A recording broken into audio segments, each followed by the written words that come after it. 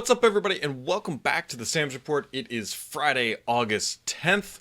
We are plowing through this month here, and interesting week. A lot going on.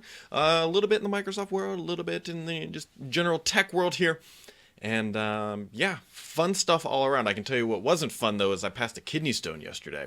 3.5 millimeters. That little bastard put me down for about 24 hours, but doing much better and moving on with life.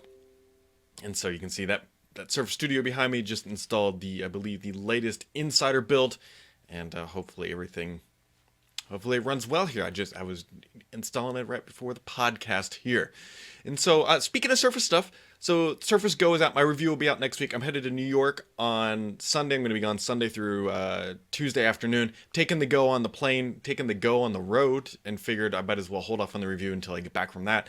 And then I will have about 2 weeks with the device. And I think that's an adequate time. I talked to some folks about it, and pretty optimistic about it, actually. And I'm hearing from sources inside of Microsoft saying it's actually selling pretty well. They've had a couple customers order in the tens of thousands of units. So it's definitely been a little bit of pent-up demand for a Surface of that size and that price. And so I expect it to be, at least out of the gate, it's selling pretty well in the corporate channel so far. Yeah. So we got that going on. I would imagine that Microsoft is pretty ecstatic about that. And, super high level look at it. It's a good device. The performance and battery life are key here. And I'll have, the full review next week. But performance, definitely, you can't ignore it. But it's not as big of an issue as I thought, as long as you're doing single focus tasks, if that makes sense. But anyways, other things that were announced this week. Magic Leap pulled back the covers finally on this guy here. This is the Magic Leap 1, I believe it is called, and this is their kind of highly anticipated device that is going to take on the HoloLens. And so this device, the embargo lifted on it this week, and it is not cheap. It's about $2,300 just to get the hardware. You have to live in the United States and in certain areas within the United States to be able to get it, and then you have to be willing to pay a couple $100 annually to get into the development portal and all that good stuff. And so all in, you're looking at about $3,000. Just kind of keep that in mind if you're thinking about buying one of those things to be an early adopter. You're looking at $3,000 easily, which is the same price that Microsoft is shipping the HoloLens. But again, the HoloLens came out in 2016. Now, the interesting thing to note there is that particular device has a 50-degree field of view. That is better than Microsoft's. The HoloLens is somewhere around 35 degrees, but that's Gen 1. And so obviously we're going to get the second generation HoloLens here, possibly being shown off later this year. If not, I'm expecting it early next year. And I am fully expecting 70 degrees field of view, potentially even up to 90. Somewhere in between there, I think, is extremely realistic. And so at that point, then it will obviously be better than the Magic Leap product. Granted, that is their first gen. They could have something else up their sleeve that's more consumer focused. But the story here is that the race is heating on for this stuff. We'll see who gets there and who does it better. But Microsoft's obviously got it already out in the field and has a significant advantage at this point. And we will see. We'll see how this plays out, because you got other companies like Google getting into it. You have companies like Apple. I'm sure that Amazon is also experimenting. Wouldn't surprise me if Facebook is as well. And yeah, so that at the end of the day, this is great news for consumers. You're getting more choice, more options. It's going to put more, turn that screw a little bit tighter on Microsoft to polish things up and get it out the door. And awesome stuff. Yeah. Other things that were announced this week: Samsung officially launched the Note 9. This is an interesting device. I think they overplay it in their keynote a little bit here. They talk about this thing as being like the Jesus phone, and it's going to transform. It's just a Note 9. It's everything you would expect. It's going to be a little bit faster. The S Pen is built in. Somebody made a good comment that Samsung can put a frickin' pen in their phone, and Apple can't include a headphone jack. But anyways, here we are. If I were going to switch to Android, this would probably be the device. I quite like the idea of having a stylus with me at all times. It looks like a good phone. The 4,000 milliamp hour battery should do pretty well. Be looking to see how long that device runtime actually is, because again, it is a large screen. It is a high performance phone. It's a flagship. and that's that. So if you've been holding out for that Note 9, I believe it's going to start coming later this month, August 24th, and you can be looking at spending at least $1,000 on that thing. That is the new kind of flagship price point minimum, and I expect Apple's going to retain that, same with everybody else. And so yeah, it's a lot of money for a phone. It's absolutely a lot of money for a phone, but you get a lot for it. And so it comes with decks as well, and you can do a whole bunch of fun stuff. I like what Samsung is doing. I'm not trying to bash the Note 9. It's just that I think that their keynote oversold it a little bit, and I think they could just kind of tone these things down a little bit. They also did announce a Bixby smart speaker. If you've been saying I don't have enough Bixby in my life, you can now do that. It's called the Galaxy Home, I believe, and it kind of looks like a charcoal Weber grill. If you know what that looks like, that's exactly what their speaker looks like. And again, obviously, they're promoting like things if you have like a Samsung TV and all that stuff. It kind of ties in that Samsung ecosystem. I got to give credit to what Samsung is doing. I don't always believe in their execution, but they're absolutely trying to develop their own ecosystem. And I think they have a large enough product install base to actually do that. I mean, they have refrigerators, they have TVs, they have phones, they have just about everything. They don't have their own OS, but they do. It's Tizen or whatever it's called. I'll be curious to see if they ever switch away from Android and run full that. But yeah, I mean they're trying. They're trying to become that third major kind of player in the industry, and I wish them the best because again, better choice for consumer, better off we are. Another interesting move this week: Discord, the popular chat app for gamers, is actually going to start selling games. This makes complete sense. This is going to be kind of a big push at Steam, I believe. Microsoft, I don't think is too big of an impact here. Potentially, I mean, I guess they could compete with Xbox a little bit in their Windows Store platform, but Discord has a very loyal following, and this is a very good move for them. I think this is a quick and easy way for them to start monetizing. I'll be curious to see if it gives any true pressure against Steam. And once again, the theme of the day, consumer choice, is always a good thing. And so with Discord now getting into this market, it's only going to heat things up. And there you go. Other things happening in the world. Google Chrome now can tie natively into the Windows application ecosystem, or application. The app notification ecosystem on Windows 10. This is great. So if you're using Windows 10 and you're using Chrome, it'll now work just a little bit better. So Microsoft also released build 17733, which I think is what just installed on that machine back there. And with it comes a new File Explorer dark theme. I'm going to edit that photo in, and you'll see it right here.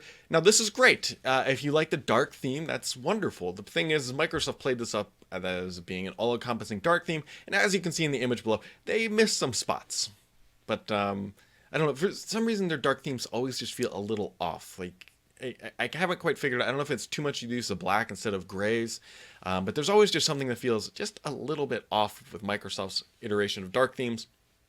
But if you've been blinding your eyes at night using File Explorer in Windows 10, you will soon be able to save your retinas just a little bit for those 3 a.m. crunch sessions.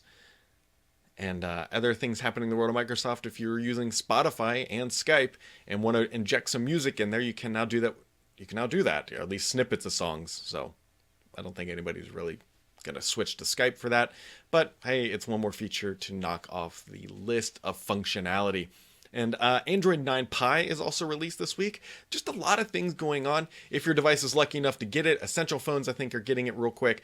Google Pixel phones are getting it really quick. And then if you are in the Android beta program, you should get it by year end. Hopefully your manufacturer will deliver it to you quickly. This has always been the crux of Android, that it takes time for these releases to be pushed out. But Android 9 Pie now officially released. Hopefully that will roll out quickly to your device. And a little bit on a sad note, I've been complaining about this all week on Twitter. I'm still looking for an alternative. Newton Mail, my favorite email application, is dead. They're going to kill it here in early September. They were charging $50 per year, then jacked it up to $100 per year, but apparently they couldn't make money doing it. And yeah, and so rather than trying to sell data, they're just going to shut it down, which is sad because I love Newton Mail, and it's going away. It's going away. So, all right, going to dive into the questions here because we've got quite a few. Let me get them up on the screen here. Bada bing, bada boom. All right, DTCPSS asked a bunch of questions here. He says, will the Surface Studio get the new design like the Hub 2? I honestly don't know. They are working on a refresh for this thing. I thought it was only kind of a spec bump. What he's referring to with the Surface Hub design change, which is something that would be awesome, is taking that screen right now. That screen only rotates forward, like it slides down like a sketch pad or whatever. The Surface Hub 2 rotates 90 degrees. And so it's kind of, wouldn't it be crazy to see if that device back there could follow the same pattern? And that would actually be super interesting. I would love it if that actually happened. And then he says, will we see a bigger touchpad on the Surface Pro refresh since the Surface Go has a huge one for its size? I don't know if we will. The Surface Go touchpad, I believe, is exactly the same size as the proper Pro touchpad. So I think it's going to be the same thing. And then he says, how is the Surface Go's battery life compared to Surface Pro 3 and 4? I'm getting about 5.5 to 6 hours of usage out of the Go. So nowhere near that 9 hours. And 6 hours is on the lighter side of usage. So there you go. William D. Ford says, who is going to win the Universal Championship at WWE SummerSlam? I know zero about wrestling. I know there's a lot of passionate people about it, and hats off to you. I'm glad that you guys enjoy that stuff. It's not that I don't enjoy wrestling. I don't watch TV. I watch golf and football, and I watch Orange is the New Black with my wife, and that is about it. So I have zero insight on this. McCipher, or MM Cypher, I think, says Newton Android and desktop alternatives with Note 9 pricing. Oh, okay. So Newton Android and desktop alternatives. I started using Mailbird. Don't use Mailbird. I can't explain it. It's very sluggish on the interface. It's got some odd syncing abnormalities that are just odd. For example, I had an unread email from 2016, and it said, hey, you have one unread email, and then when you surface it up, it said it was from 2016. I was like, why is this even showing? So I was really optimistic that Mailbird was going to be it.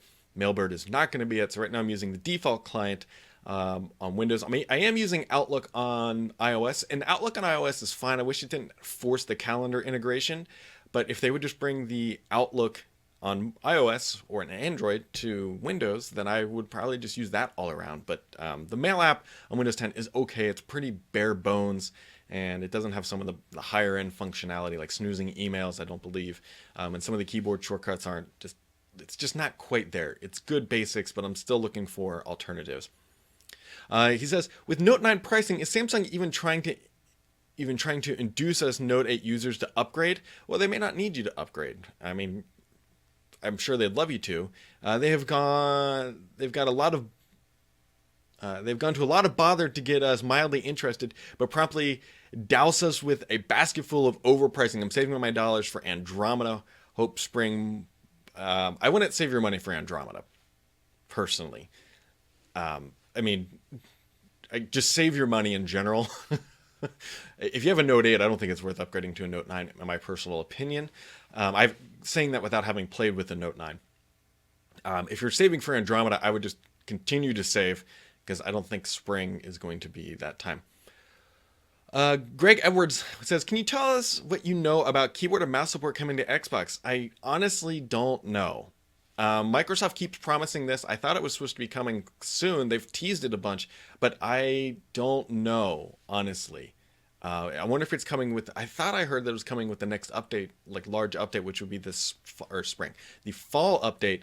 But it seems like every time I hear that, then it just keeps getting pushed back and back and back. So I honestly don't know.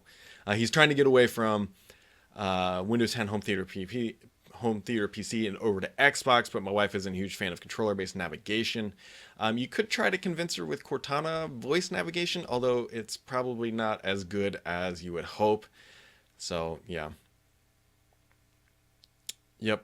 I would love it. See, you got to be careful here. Microsoft is very concerned about turning this thing into a media center PC, because remember, that's what it was originally supposed to be, and that's an Xbox One X for those who aren't familiar. It's not a PlayStation. They tried to do that with the initial launch of the Xbox One, and it didn't work out so well. So they're a little hesitant to kind of push down that route, but I don't know. We will see. Paul Gathia says, are you disappointed with the dark theme? Shouldn't Microsoft make UWP File Explorer even more... Shouldn't Microsoft make the UWP File Explorer more featured, if just to have a modern open dialogue and blah, blah, blah? So Microsoft was working on a modern UWP version of File Explorer. I don't know where it is in development. I mean, it's still, you can still access it to some degree, but it's not full featured like the classic File Explorer. And so I don't know. Like I was saying earlier, the dark themes on Windows 10 built by Microsoft, there's something off about them as opposed to like third-party dark themes that use a lot more grays as opposed to dark grays as opposed to whites. So there you go. And on the other side of life, I don't use dark themes all that much, so I'm probably not the best expert to ask. Mostly I don't use them. I just turn down the brightness on my screen. You can use an apps like Flux that also helps significantly as well. Then Richard says, where is Modern File Explorer? They skinned it black. This is not modern. Any rumors about a modern shell? So there is the modern shell, what is it called? CMOS, that's coming, but I don't think it's going to be the magical, dramatical overhaul. Dramatical. I'm making up a lot of words. Wonder if it's some of the painkillers that's still residual within my system from passing that kidney stone. I don't think it's going to be as dramatic as everyone thinks. It's, again, going to be very iterative and trying to optimize the development of Windows because, again, Microsoft isn't winding down development, but they want to make it as lightweight and as easy to develop as possible to keep pushing that platform forward as it enters its later stages of life. And so, yeah, that about wraps it up for today, guys. I always try to keep these things short, just a quick high-level look at what's going on in the world of Microsoft and going on. There's a bunch of new subscribers. And as always, thanks for tuning in, everybody. I'll be back next week once I get back from New York, and we will see what Microsoft has in store. I suspect that we are going to start hearing things ramp up a little bit. They've got Ignite coming second half of September, and then we got some stuff in October that should be fun. And so that about wraps it up for today, guys. Have yourselves a wonderful weekend, and we'll catch you right back here next time on The Sam's Report.